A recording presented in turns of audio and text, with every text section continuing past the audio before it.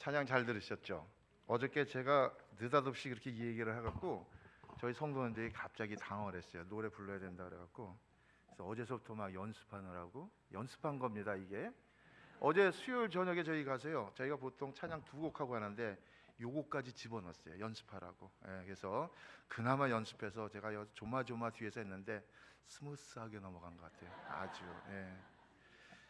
오늘 우리 저 말씀 제목이 뭐죠? 사랑은 소통이다. 그렇죠? 여러분, 소통이 무엇이라고 생각하십니까? 소통.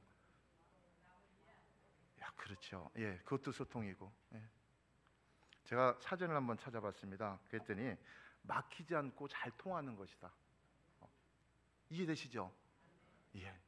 여러분, 갑자기 황당한 일 당하고 정말 어처구니 없는 일을 하면 어때요? 기가 막혀. 그죠? 기가 막힌다 그래요. 여러분, 기가 막히는 몸 안에 잘 돌아가는 기가 딱 막히니까 어떻게 돼요? 억장이 무너지죠. 그렇습니다. 이게 소통이 안 되는 거예요. 그래서 여러분들 약간 성질나고 기분 안 좋을 때 가능하면 뭘 먹지 마세요. 먹으면 거의 10중 8구는 체해요. 여러분, 체하면 어때요? 옛날에 어머니나 할머니가 이리 와라 그러고 실로 이렇게 손끝 감아주고 바늘로 콕 찔러서 피 빼고 나면 좀 괜찮아지죠. 막힌 것을 뚫어주면 소통이 되는 것입니다. 그리고 또 하나는 뜻이 서로 통하여 오해가 없는 것이죠. 그래서 우리가 소통이 되면 오해가 없어요. 우리가 오해를 조금만 신경 쓰면 이해로 바뀌는데 이 오해를 그대로 가지고 있으니까 서로 관계가 흩어지는 것입니다. 여러분, 혹시 이창동 감독의 그 밀양이라는 영화 보셨습니까? 참 오래전에 나온 영화입니다. 이 영화의 원작은 사실 이청준 작가의 벌레 이야기, 이것을 갖다가 영화로 각색한 것이죠. 아마 그 배경을 밀양 주변으로 해서 아마 제목을 밀양으로 바꿨는지, 정확하게 그 왜 제목을 밀양으로 바꿨는지 그것은 잘 알 수 없습니다. 근데 이 영화를 보다 보면 어떻게 보면 기독교의 본질에 대해서 이야기하는 것 같습니다. 어쩌면 누구나 이제 겪을 수 있는 그런 믿음이 다 있잖아요. 근데 그 믿음이 허무하게 무너졌을 때 그 허무감, 이런 것에 대한 이야기를 하는 것처럼 저는 느껴졌습니다. 대부분의 사람들은 인생을 살아가면서 겪게 되면서 잘못된 일이 생기지 않습니까? 그럼 잘못한 것에 대한 후회, 아니면 후회보다는 아마 회개라고 하는 것이 좋을 것 같습니다. 그리고 그 회개에 대한 용서, 이런 것들이 무의미해질 때 나는 그럼 어떻게 해야 될지 하는 이런 의문을 가질 수밖에 없는 것이죠. 그 밀양이라는 영화의 그 주된 내용은 한 여인이 아들과 함께 남편을 잃고 이제 밀양이라는 그런 무연고지를 찾아가서 생활하는 가운데 이 아들이 유괴를 당합니다. 유괴를 당하고 이 아들이 살해를 당해요. 그리고 그 유괴범은 이제 갇혀서 이제 무기징역을 살고 있습니다. 자, 이 여인은 정말 남편도 잃고 아이를 잃고 너무나 혼돈된 생활 속에 살다가 예수를 믿게 되죠. 예수를 믿는데 많은 그런 교회 사람들이 와서 위로를 주지만 사실 그런 위로가 실질적으로 와 닿지를 않는 것입니다. 그 가운데서도 많은 그런 갈등 속에서 예수를 믿게 되고, 그리고는 그 유괴범을 찾아가서 내가 많은 갈등 속에서 이제는 하나님을 믿는 가운데 당신을 용서합니다, 이렇게 이야기를 해요. 그럴듯하죠, 그죠? 그런데 그만 이 사용수가 딱 나오더니 뭐라 그러냐 하면은 자신은 이미 하나님을 믿고 열심히 기도해서 나는 이미 용서를 받았다, 이렇게 대답을 합니다. 그래서 이 사용수는요, 자신이 용서받은 것을 아주 당연시 당당하게 이야기를 하는 것을 볼 수가 있습니다. 그런데요, 우리가 가만히 살펴보면 정작 이 사람이 하나님과는 어떤 소통이 이루어졌는지 모르겠지만 사람과의 소통은 전혀 이루지 못하는 아주 뻔뻔스러운 모습을 보여주는 것이죠. 이런 모습을 보면서 우리가 어쩌면 하나님과 소통은 잘하고 있다고 하면서 정작 이웃과는 소통을 이루지 못하는 그래서 결국은 별 볼 일 없는 자신의 정체가 드러나는 오늘날 우리 그리스도인들의 모습은 아닐까? 저는 그렇게 생각해 봤어요. 저는, 여러분들은 또 다른 그런 시각이 있을 수 있겠지만, 그런데요, 오늘 읽은 본문 말씀을 살펴보면 우리가 가질 수밖에 없는 이런 질문에 대한 그런 명쾌한 해답을 우리 주님께서 이 사마리아인의 비유를 들어가면서 저희들에게 아주 자세하게 설명해 주는 것을 알 수가 있습니다. 자, 예수님은요, 우리 그리스도인들에게 참된 하나님의 자녀는 하나님과의 관계뿐만 아니라 이웃과의 관계, 그 하나님의 사랑뿐만 아니라 이웃을 향한 그 사랑에도 원활한 소통이 이루어져야 된다 하는 것을 오늘 읽은 본문을 통해서 저와 여러분들에게 가르쳐 주고 있습니다. 그러면서 이어서 우리가 돌보아야 할 정말 진정한 우리의 이웃은 누구인가, 이것도 저희들에게 교훈하여 주십니다. 아울러 하나님을 만난 그리스도인이라면, 그렇죠? 우리가 예수 믿는 그리스도인이라면 반드시 강도 만난 자의 이웃으로 살아야 할 것을 오늘 저와 여러분들에게 교훈을 하고 있습니다.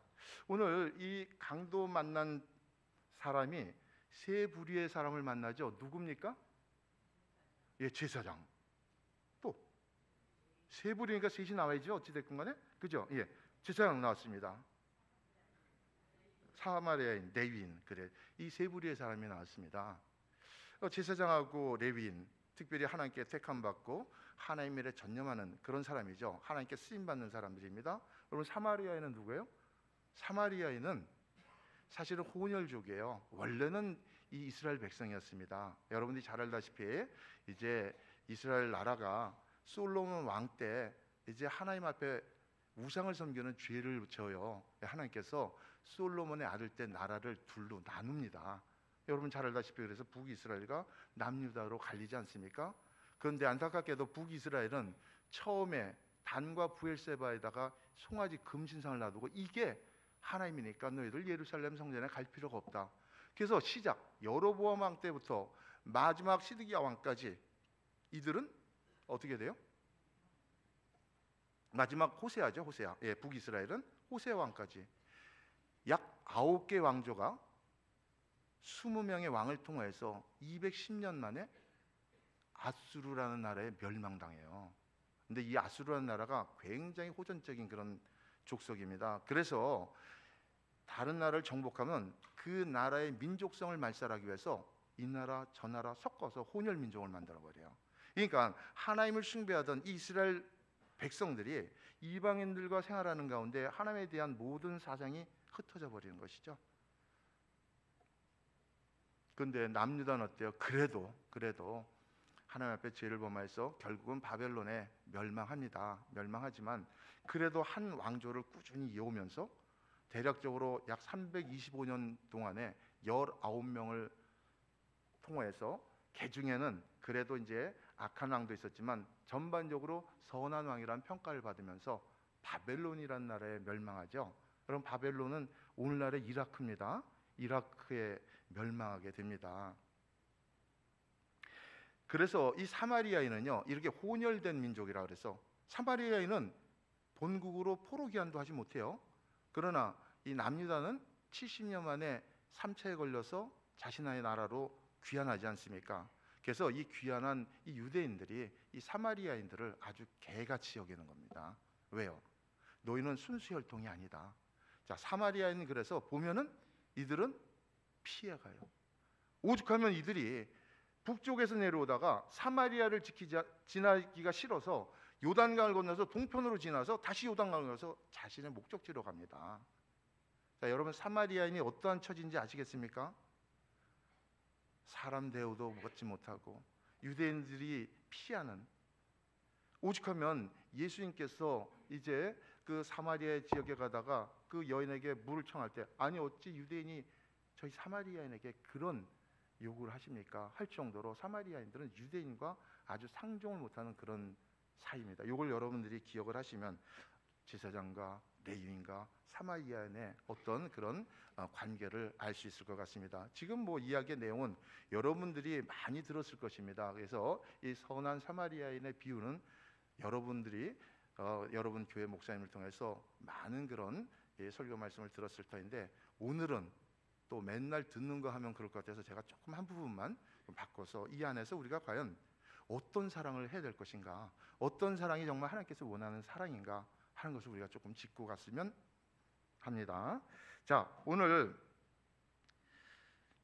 하나님과 관계된 일을 하는 제사장과 레위인은 사실은 어떻게 보면요, 누구보다 강도당한 그런 사람을 도와줘야 될 의무가 있고 그런 삶을 본을 보이면서 살아가야 되는 것입니다.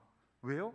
성경은 하나님을 사랑하고 네 이웃을 사랑하라, 이렇게 성경은 끊임없이 저희들에게 교훈하고 있지 않습니까?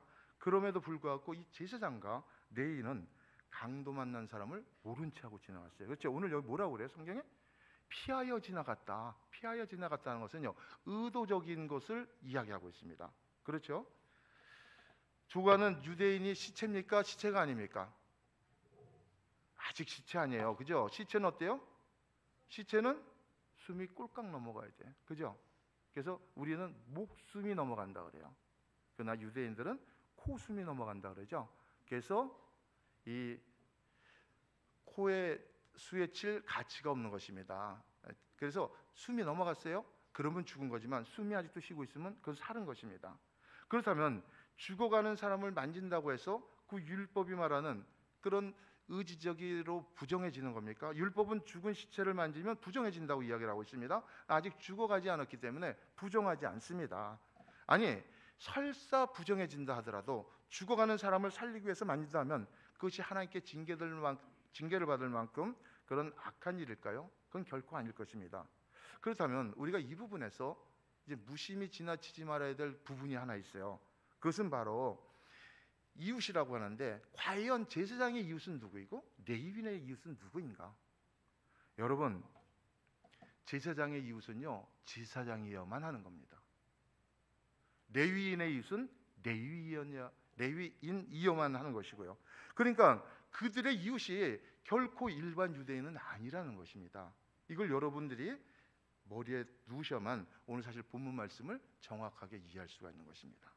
그렇기 때문에 이 레위인이나 제사장은 그 이웃이 아닌 사람들과 교제하는 것을 꺼렸습니다. 그들을 사랑할 수가 없었습니다. 그래서 이들은 피해간 겁니다.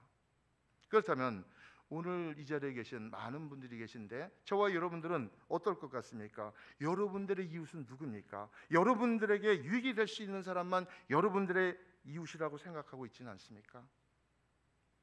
그렇다면 우리는요, 사랑한다고 말만 하고 있는 것입니다. 사랑은요, 말만 하는 것이 아니라 행동이 뒤따라야 되는 것이고, 행동은 결국 소통인 것입니다. 그리고 그 소통은 반드시 사랑의 실천으로 드러나야 되는 것이죠. 조금 이해가 되십니까? 예.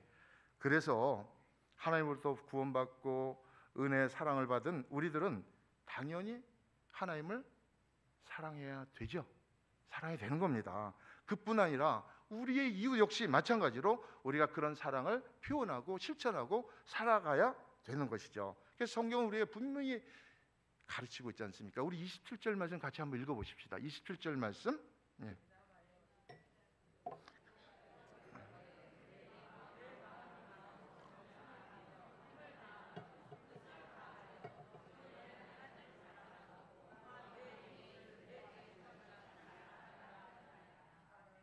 여러분 이해가 되시죠? 이 말씀은요, 구약에 나온 십계명을 예수님께서 둘로 지금 구분해 주시는 것입니다. 1계명서부터 4계명까지 하나님 사랑과 5계명서부터 10계명까지 이웃 사랑을 이야기하고 있는 것이죠. 이 두 계명, 하나님을 사랑하고 이웃을 사랑하는 이것이 바로 온 율법과 선지자의 강령이다, 이렇게 이야기를 하고 있지 않습니까? 그렇다면 우리가 이제 사랑은 무엇인가 깨달았고, 그 사랑으로 소통하기 위해서는 어떻게 해야 되는가? 우리가 알고만 있으면 안 되잖아요. 그 실천적인 방안을 우리가 이제 잘 알아서 여러분들이 올 한 해 또 은혜 받으며 살아가시기를 주님의 이름으로 축원합니다. 자, 사랑으로 소통하기 위해서는 첫째, 불쌍히 여기는 마음을 가져야 되는 것이죠. 오늘 34절에 보니까 어떤 사마리아 사람은 여행하는 중 거기 이르러 그를 보고 어떻게 여겼다고요? 불쌍히 여겼다. 자, 이제 여러분들이 말씀을 듣고 이제 읽어서 알겠지만, 강도를 만나 거의 죽게 된 사람을 본 것은 사마리아 사람뿐만 아니지 않습니까? 분명히 제사장도 보고 레위인도 보았습니다. 그렇다면 왜 제사장과 레위인은 피해서 지나갔는데 저 사마리아 사람만큼은 그냥 지나치지 않았을까? 그 차이점이 도대체 무엇일까? 그것은 오늘 33절의 말씀처럼 3절의 말씀처럼 그 사마리아인에게는 강도를 만난 자를 불쌍히 여기는 그런 마음이 있었기 때문인 것입니다. 강도를 만난 자를 향한 사랑과 긍휼의 마음이 있는가 없는가 하는 것이 사랑으로 소통하는가 하지 못하는가, 이렇게 우리가 기준을 삼을 수가 있다는 것이죠. 사랑하는 성도 여러분, 그래서요, 여러분들의 이웃을 사랑하는 그 실천은 바로 여러분들에게 불쌍히 여기는 마음이 있는가 없는가에 따라서 여러분들이 사랑을 하고 있구나 안 하고 있구나 여러분 자신이 알 수 있다는 것이죠. 자, 오늘날 우리가 사랑하고 소통해야 될 우리의 이웃은 누굴까요? 나 외에 모든 사람이 바로 나의 이웃이 되는 것입니다. 그렇기 때문에 우리는 모든 사람을 사랑해야 되는 것이죠. 자, 우리 강도 만난 자를 한번 생각해 보십시다. 강도 만난 자, 아마 우리 인생을 살아오면서 구체적으로 이해한다면 우리 인생 살아가면서 가장 어려운 때를 만난 자가 바로 강도 만난 자 아니겠습니까? 그렇죠? 여러분들이 이제껏 살아오면서 정말 굉장히 어려운 그런 시기도 있었을 것입니다. 그런 심정을 여러분들이 생각해 보시면 이 강도 당한 자의 그 마음을 알 수 있을 것입니다. 이것은 우리가 이 현실에서 만나는 그런 어려움을 겪은 것만 이야기하는 것이 아니라 이 세상에서 이 육체뿐만 아니라 영혼을 악한 영인 마귀에 강탈당한 모든 사람, 다시 말해서 영육 간에 아주 예수 믿지 못하고 아직도 불신자로 살아가고 있는 이런 모든 사람이 오늘 강도 만난 자다, 이렇게 표현할 수도 있습니다. 그렇게 생각한다면 오늘 이 강도 당한 자, 여러분 그대로 두고 볼 것입니까? 여러분 주변에 예수 믿지 않는 사람, 여러분 그대로 두고 볼 것입니까? 오늘 저와 여러분들이 예수를 믿었다는 것은 오늘 바로 그런 사람들을 사랑하고 소통으로 도와줘야 할 의무가 있다는 것입니다. 여러분 있습니까? 정말 그런 의무가 있다고 생각하시는 분만 손을 들어보세요. 이게 또 공식 석상이라 손을 번쩍 드시네. 공식 석상이라 제가 속으로 마음속으로 손 들려고 그러려고 그랬는데 벌써 손을 들어버려요. 예, 여러분들 이렇게 정말 나는 불쌍히 여기는 마음이 있구나 하는 분들이 상당히 많이 있습니다. 근데 사실 불쌍히 여기는 마음을 갖기가 생각보다 그렇게 쉽지가 않습니다. 왜 그럴까요?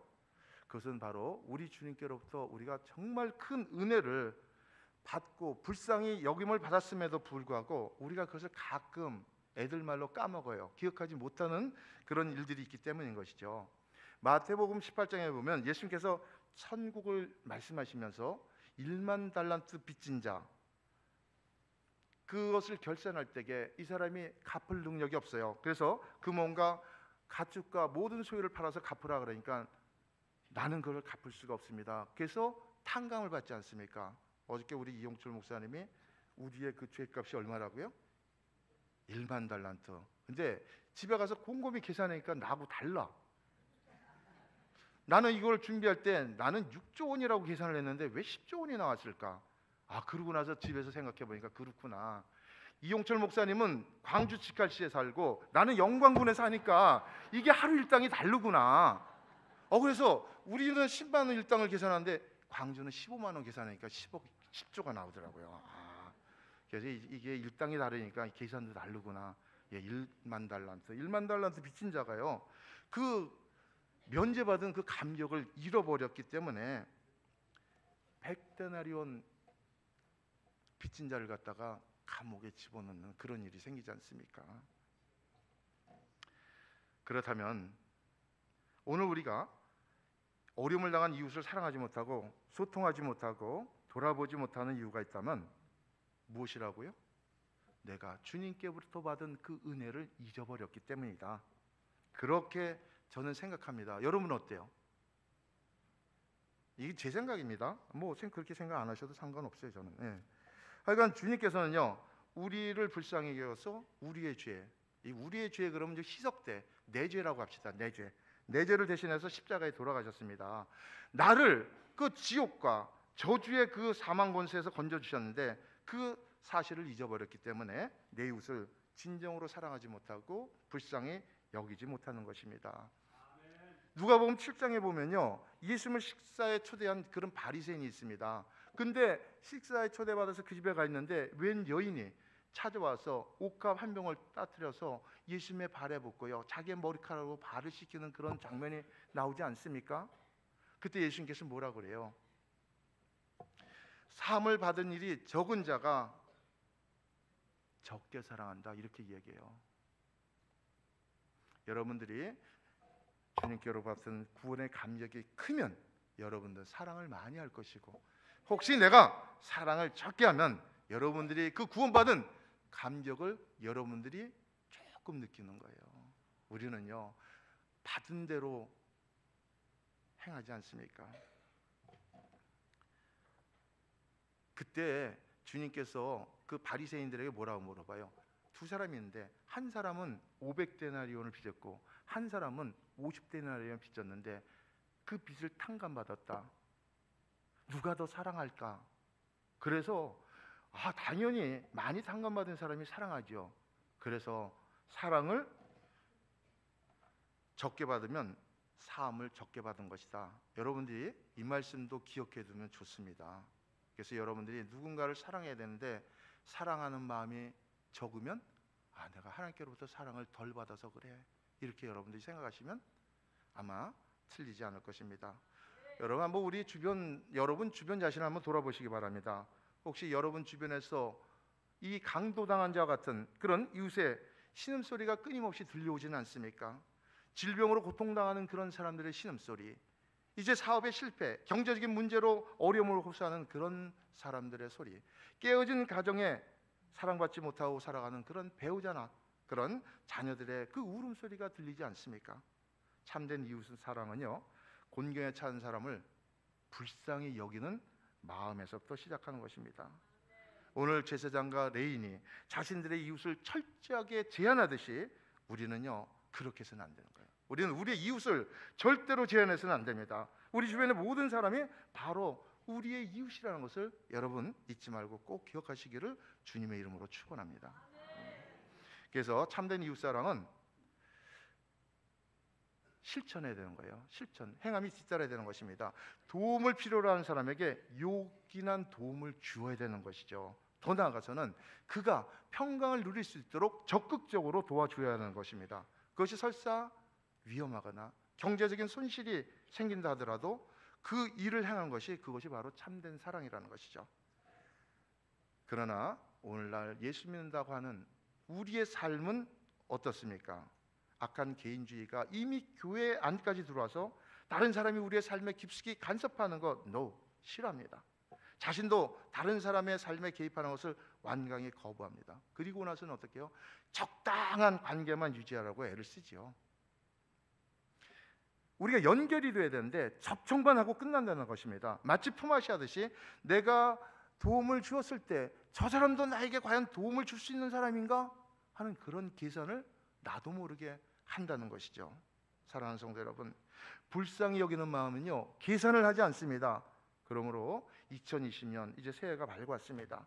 여러분들이 신앙생활 참 오래 하시면서 정말 많은 일도 하셨을 것입니다. 믿음 생활 잘하고 또 사랑도 실천하고 교제하고 봉사하고, 그런데요, 오늘 우리가 잘 해오셨습니다. 그러나 올해는 조금 더 우리가 사랑하는 마음을 갖추고 그 사랑으로 원활한 소통을 이루며 살아가시기를 주님의 이름으로 축원합니다.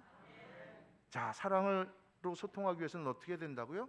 불쌍히 여기는 마음을 가져야 된다고 말씀을 드렸습니다. 그리고 34절에 보니까요, 어떻게 해요? 가까이 가서 이렇게 이야기를 하고 있습니다. 우리가요, 사랑으로 소통하기 위해서는 가까이 다가가야 하는 것입니다. 어떻게 해야 된다고요? 다가가야 돼요. 다가가야 되는 것입니다. 사마리아 사람은요, 강도 만난 사람을 그저 불쌍히 여기는 것으로 그치지 않고 한 걸음 그에게 더 가까이 다가갔습니다. 우리는 많은 것을 성경을 통해서 배워야 되겠지만 이런 것도 우리가 배워야 되는 것이에요. 가까이 다가가야 되는 것입니다. 사실 신앙생활하는 사람치고 강도당한 사람을 불쌍히 여기는 마음을 갖지 않는 사람이 누가 있을까요? 한 사람도 없어요. 그런데 문제는 그 다음에 행동이 뒤따르지 않는다는 것이죠. 여러분들이 잘 알다시피 야고보스 기자는 우리에게 그렇게 이야기를 하지 않습니까? 행함이 없는 믿음은 죽은 믿음이다. 계세요. 우리가 불쌍히 여기는 그 마음만 있다면 그 마음이 실천될 때, 다시 말해서 사랑이 소통될 때 그 마음이 진실된 마음이 된다는 것이죠. 오늘 대학에서 심리학 강의 시간이었습니다. 교수가 들어오더니 학생들에게 풍선을 하나씩 나눠주면서 각자 자기 이름을 종이에 써서 그 풍선에 넣고 풍선을 크게 불라고 이야기해요. 그래서 학생들이 다 풍선을 받아서 자기 이름을 쓰고 풍선에 넣어서 교수에 가져옵니다. 교수가 여기 쌓인 풍선을 갖다가 갑자기 확 던져버려요. 그리고 자기 풍선을 찾으라고 이야기합니다. 시간은 얼마? 5분. 갑자기 강의실이 그냥 아비규환이 됐죠. 자기 거 찾는다고 이리저리 찾지만 5분이 지나도 한 사람도 자기 이름이 들어있는 풍선을 찾지 못합니다. 그러자 교수가 이제 이렇게 얘기합니다. 아무 풍선이나 찾아서 거기 있는 이름을 찾아서 그 사람에게 갖다 주라고 해요. 그러니까 자기 앞에 있는 풍선을 터뜨리고 이름을 보고 갖다 줍니다. 어떻게 됐을까요? 금방 자기가 다 찾게 되었죠. 그렇습니다. 교수가 학생들에게 이렇게 말합니다. 지금 시험을 한 자기 풍선 찾기는 우리의 삶과 같다. 사람들은 필사적으로 행복을 찾아다니지만 행복이 어디 있는지 몰라서 우왕좌왕 헤매고 있을 뿐이다. 아니다. 행복은 언제나 다른 사람의 행복과 같이 있단다. 이해가 됩니까? 그래서 다른 사람의 풍선을 찾아듯이 다른 사람의 행복을 찾아서 주기만 하면 오히려 내가 행복해지는 것이다. 이것을 해밍웨이 법칙이라고 한다. 여러분 해밍웨이 하면 여러분 잘 아시죠? 노인과 바다? 그 지은 분이죠. 바다와 노인인가요? 노인과 바다인가요? 갑자기 이렇게 헷갈리네. 노인과 바다.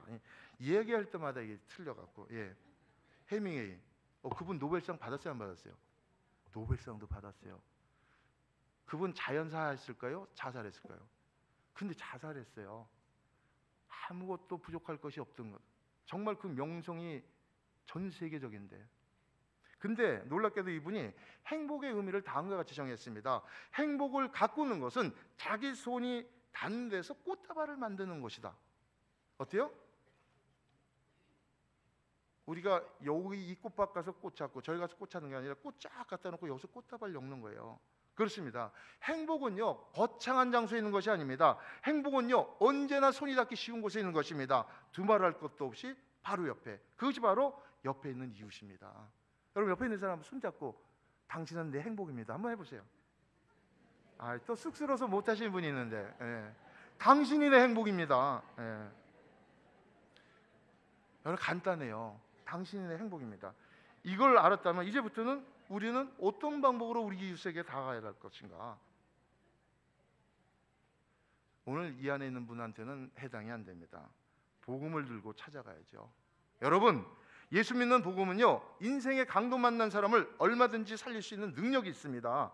그래서 예수님께서 마태복음 28장을 마무리하면서 그러므로 너희는 가서 모든 족속으로 제자를 삼아 아버지와 아들과 성령의 이름으로 세례를 주고 내가 너에게 지시한 분부한 모든 것을 가르쳐 지키게 하라. 볼지어다 세상 끝날까지 내가 너희와 항상 함께하리라. 언제까지? 세상 끝날까지. 여러분 얼마나 든든합니까? 우리 주님께서 나와 함께 하신다는데. 그래서 오늘 저와 여러분들이 반드시 뭘 하라고요? 지금 그 말씀은요 여러분들 하나님께서 여러분의 문제를 해결해 주신다는 것보다 가서 전도하라는 겁니다. 전도. 올 한 해 여러분 한번 작정을 해보십시오. 많이 잡지 마십시오. 1년에 한 명씩만 하세요. 어떤 분 그냥 막 욕심내서 올해는 내가 10명 해야지. 안 돼요. 한 명씩만 해도 10년만 하면 몇 명? 10명. 10명 정도면 주님 앞에 가서 저 10명 했습니다. 틀림없이 지극히 작은 일에 충성된 종아 칭찬 받습니다. 근데 처음서부터 10명 하니까 가다가 힘들어서 부담돼서 간둬버려요. 여러분 올해 한 명 전도하실 겁니까? 안 하실 겁니까? 네, 아멘 안 하시는 분은 집에 가서 생각 좀 해보고요. 그렇죠? 괜찮습니다. 집에 가서 생각하셔도. 우리는 그런 각오를 가져야 되는 것이죠. 그래서 저와 여러분 모두가 그런 사랑을 가지고 내 이웃의 영육간의 병든 자들을 찾아가야 되는 것입니다. 가끔 여러분 교회 보면 성도들 중에 영육간에 병들어서 못 나오시는 분 있지 않습니까? 그렇죠? 그들이 바로 우리가 가장 먼저 찾아가야 될 그런 강도당한 이웃인 것입니다. 그런데 우리는 어때요? 말로만 저 사람이 교회 와서 예배 드려야 되는데, 저 사람이 주일 지켜야 되는데, 왜 그런지 모르겠어, 믿음을 회복해야 되는데. 여러분 혹시 이러고만 있지 않았어요? 아마 몇 분은 그랬을 겁니다. 근데 내가 정말로 구원받은 그 빛이 너무나 엄청나게 크다고 인정한다면 마땅히 우리는 이웃을 찾아가서 복음을 전하고 예수 사랑을 전해 주어야 되는 것입니다. 자, 오늘 본문에 강도당한 사람을 살리려고 사마리아에는 어떻게 했어요? 단순히 상처만 치료해주고 떠나갔습니까? 주막으로 데려가서 이튿날 자신이 자신의 볼일을 보러 떠나면서까지 주인에게 부탁하고 혹시라도 비용이 더 들어가면 내가 돌아오는 길에 갚겠다고 약속하지 않았습니까? 사랑은요, 한 번으로 끝나는 것이 아니에요. 사랑은요, 한 번으로 끝나면 그건 진실된 사랑이 아닙니다. 요즘 시대가 이상해져서 완나잇이라는 그런 용어가 돌아다니는데 이거 사랑은 아닙니다. 사랑은요, 결실을 맺을 때까지 지속적으로 실천이 돼야 되는 것이죠. 그래서 여러분, 한 사람을 전도하는 것, 물론 우리가 씨 뿌리는 자가 있고 물 주는 자가 있고 자라게 하는 자가 있고 나중에 거두는 자가 있어요. 그래서 어떤 사람은 이상하게도 거두는 일만 생겨. 가서 한 번 전하면 그냥 교회 딱 나오는 거야. 어떤 사람은 맨날 돌아다니면서 전하기만 하는데 한 사람도 안 와. 여러분 걱정하지 마십시오. 우리 주님은요 다 보고 계세요. 뿌린 자가 있어야 거두지. 그래서 여러분, 많은 사람들이 나는 왜 그럴까? 나는 왜 그럴까? 여러분들이 밤마다 그거 되뇌어봐야 아무 소용없어요. 여러분들이 행한 것은 주님께서 반드시 갚아주시는 것입니다. 그래서요, 사랑은 결실을 맺을 때까지 지속적으로 실천이 돼야 하는데 우리 성도님들이 그 부분에 조금 약한 것 같아. 그죠? 우리가 고린도전서 13장 7절에 보면 사랑은 어떻게 해요? 모든 것을 참으며 모든 것을 믿으며 모든 것을 바라며 모든 것을 견디는 것입니다. 그런데 사랑만 그런 것이 아니라 우리 신앙 역시 끈기 있게 우리가 기다릴 줄 알아야 되는 것이죠. 기도 응답이 오기를 기다리고 건강이 회복되기를 기다리고 경제적인 문제가 압박 가운데서 헤어날 수 있도록 기다리고 갈등이 끝날 좀 기다리고, 여러분 자녀들이 좀 철들기를 좀 기다려주세요. 맨날 쪼지 말고요. 이 아이들도 다 생각이 있어요. 조금 기다려줄 줄 알아야 되는 것입니다. 그런 가운데 우리가 인내를 배우는 것이죠. 그래서 사도 바울이 데살로니가 교인들을 향해서 칭찬하면서 뭐라고 이야기해요? 사랑의 수고, 사랑에는 수고가 따르는 것입니다. 그래서 기다려야 되는 것입니다. 이렇게 우리는 사랑을 실천하되 긍휼히 여기는 마음을 가지고 끝까지 인내하며 구원시켜야 될 이웃에게 주님의 사랑을 베푸는 그런 저와 여러분들이 다 되시기를 주님의 이름으로 축원합니다. 오죽하면 히브리서 10장 36절에 너희에게 인내가 필요하면 너희가 하나님의 일을 행한 후에 약속을 받기 위함이다. 이렇게 아주 성경에 아주 기록을 해놓으셨을까요? 자, 우리가 사랑으로 소통하기 위해서는 어떻게 된다? 불쌍히 여기는 마음을 가져야 된다. 또 한 가지, 가까이 다가가야 된다. 자, 마지막으로 하나만 우리가 더 배우고 끝내도록 하겠습니다. 희생을 각오해야 되는 것이죠. 희생을 각오해야 되는 것입니다. 자, 35절 말씀 우리 한번 읽어보고 지나가죠. 잘 알지만 35절 그 이튿날 그가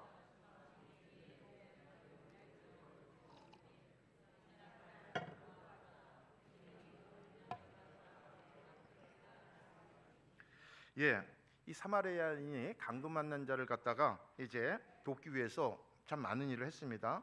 돈만 들어갔습니까? 아니죠. 마음고생도 했습니다. 여러분, 그곳은요 이제 예루살렘이 굉장히 높지 않습니까? 여리고는 저 아래에 있어요. 그래서 이제 비탈길이고 굉장히 험악한 곳이 그래서 많은 사람들이 내려가다 강도를 많이 당합니다. 그러니까 그 사람이 쓰러져 있는 곳에 언제 또 강도가 나타날지 몰라요. 이 사람은 어찌됐건 간에 이제 나기도 있지 않습니까? 가진 게 많아요. 그래서 바삐 지나가야 되는데 강도 만난 자를 치료하면서 강도가 혹시 나타날지 안 나타날지 마음 졸이면서 두려워했을 수도 있는 것입니다. 그리고 그 쓰러진 사람을 나귀에 태워요. 여러분 혹시 쓰러진 사람 메어 보았습니까? 그냥 멀쩡한 사람 없는 것보다 훨씬 힘들어요. 이게 축 처져 갖고 굉장히 무겁습니다. 이 사람을 나귀에 태우려면 얼마나 힘이 들었겠습니까? 그리고 주막으로 데려가는 그런 수고도 마다하지 않았습니다. 그리고 또 한 가지, 주막 주인에게 혹시 비용이 더 들어가면 자기가 돌아오는 길에 갚을 때니까 염려 말고 충분히 치료해 달라고 부탁까지 했습니다. 오늘 우리가 이웃을 사랑하는 마음을 가지고 있으면, 그리고 그 사랑을 실천하기를 원하면 이렇게 희생을 각오해야 되는 것입니다. 왜냐하면 희생 없는 사랑은 진짜 사랑이 아니기 때문인 것이죠. 유럽 선진국에서 시행하는 법 중에 제노비스 법이라는 것이 있습니다. 이 제노비스 법은 바로 위험에 처한 사람을 구할 수도 있었음에도 불구하고 외면할 경우 처벌할 수 있는 그런 법이에요. 이 법이 어떻게 생겼냐면 1964년 3월 13일 날 키티 제노비스라는 여인이 26살, 8살 난 여인이 이제 오던 밤길을 가다가 강도를 만나게 되었습니다.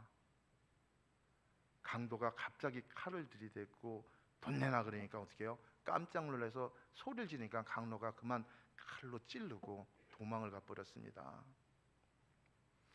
이 여인이 사람 살려달라고, 나 좀 살려달라고 소리 지르는데 그 많은 사람들이 창문으로 내다보고 지나가면서 외면하고 참견을 하지 않았어요. 잠잠해지니까 이 강도가 다시 찾아와서 이 여인을 성폭행하고 칼로 계속 찔러서 결국 피를 많이 흘려서 죽었습니다. 범인은 도망갔고요. 그래서 이 사건에 대해서 뉴욕타임즈가 당시 그 목격자가 38명이나 되는데 그 누구도 이 범행을 막거나 이 여인을 도와주지 않아서 우리가 죽게 만들었습니다. 이렇게 대대적으로 보도하면서 세상에 알려졌고 결국 이 법이 만들어졌습니다. 여러분은 어떻게 생각할까요? 왜 사람들이 그 위기에 처한 그 여인의 비명의 소리를 들으면서도 누구 하나 도와주려고 하지 않았을까요? 아마 어떤 사람은 범인에게 얼굴이 알려져서 혹시 내가 보복을 당하지 않을까 이렇게 두려웠을 수도 있겠습니다. 또 어떤 사람은 괜히 뭐 참견했다가 경찰서에서 오라가라 하면 바쁜데 괜히 시간 내서 왔다 갔다 하는 것이 귀찮을 수도 있어, 이렇게 생각하는 사람도 있고, 또 어떤 사람은 혹시라도 저 범인을 내가 제압하려고 하다가 칼에 다치는 그런 피해를 당할 수도 있는 그런 생각을 했을 수도 있습니다. 그렇습니다. 오늘 우리가 진정 사랑한다면 그 사랑은 나의 희생으로 표현될 때만 우리가 결실을 맺을 수 있다는 것을 여러분들이 다시 한번 기억하고, 내가 누구의 희생으로 내가 영원한 삶을 보장받았습니까? 바로 우리 주님의 그 희생으로, 근본 본체가 하나님이심에도 불구하고 하나님과 동등됨으로 여길 것을 여기지 아니하시고 오히려 사람의 모양으로 나타나셔서 죽기까지 복종하시되 십자가에서 죽으신 그 예수 그리스도의 희생으로 말미암아 저와 여러분들이 영원한 생명을 얻지 않았습니까? 저와 여러분들이 예수를 믿음으로 말미암아 우리가 죄사함을 얻고 우리가 하나님의 자녀가 되고 영원한 생명을 얻어서 이제 저와 여러분들이 어디를 소망으로 두고 살아가요? 천국. 그렇죠. 여러분 천국 좋죠? 그죠? 근데 이왕이면 조금 더 있다 가고 싶어, 그죠? 예. 가고는 바로 싶은데 이왕이면 조금 세상에 정리할 거 좀 더 하고 갔으면 좋겠거든, 그죠? 우리 주님 재림하실 텐데, 그죠? 재림하실 텐데 우리가 어제도 뭐 우리 목사님 잘 얘기하셔서 우리가 세 가지 우리가 기억해야 될 것이 있습니다. 칭의, 그렇죠? 어제 또 뭐 하나 뭐예요? 하루 만에 잊어버리면 문제인데, 뭐 거긴 뭐 어떤 분들은 설교 듣고 나가다가 저 현관 나가면서 차 시동 걸다가 잊어버린다 그러더라고요. 예. 성화, 칭의, 성화, 영화, 이 세 가지는 여러분들이 신앙생활하면서 잊지 말아야 돼요. 우리가요 죄인임에도 불구하고 하나님께서 의롭다고 여겨주셨어요. 의롭다고 여김을 받은 저와 여러분 어떻게 살아야 된다고요? 성화된 삶. 어저께 다 배웠는데 집에 와서 복습 안 하셨네, 그죠? 성화된 삶을 살아야 되는 것입니다. 그리고 우리에게 하나 남았어요. 뭐예요? 영화. 근데 이건 이 세상에서 주어지는 게 아니에요. 이 세상에서 주어지는 것이 아니고 저와 여러분들이 주님의 사명을 잘 감당하면 천국에 가서 우리가 영원로운 삶을 사는 것입니다. 말씀을 정리하겠습니다. 여러분 왕따 잘 알고 있죠? 왕따라는 말 들어보셨을 것입니다. 왕따, 소통이 없는 곳에서는 어디서든지 얼마든지 일어날 수 있는 것이 바로 왕따죠. 그곳이 가정이 되었던, 교회가 되었던, 직장이 되었던, 여하튼 오늘 저와 여러분들이 우리 가족들에게, 우리 이웃들에게 또는 우리 직장 동료들에게 소통이 되지 않는 일이 일어나서는 될까요, 안 될까요? 안 되죠. 주님은 그래서 오늘도 저와 여러분들에게 하나님을 사랑하고 이웃을 사랑하라고 명령하셨습니다. 이것은 한마디로 하나님과 소통하고 사람과 소통하라는 것입니다. 그렇다면 오늘 이 말씀을 들은 저와 여러분 모두 사랑으로 소통하는 삶을 살아가야 되는 건 마땅하지 않겠습니까? 그렇죠. 그래서 이제는 내 가족, 내 이웃, 우리 교회에 있는 우리 신앙 공동체, 우리 형제 자매 모두 그들에게, 또 직장에 가면 직장 상하 간에 또 동료들 있지 않습니까? 그들에게 하나님의 사랑을 베풀어서 사랑의 소통으로 그 모든 영혼들을 그리스도의 복음으로 구원시키시기를 주님의 이름으로 축원합니다. 축원합니다. 아버지 하나님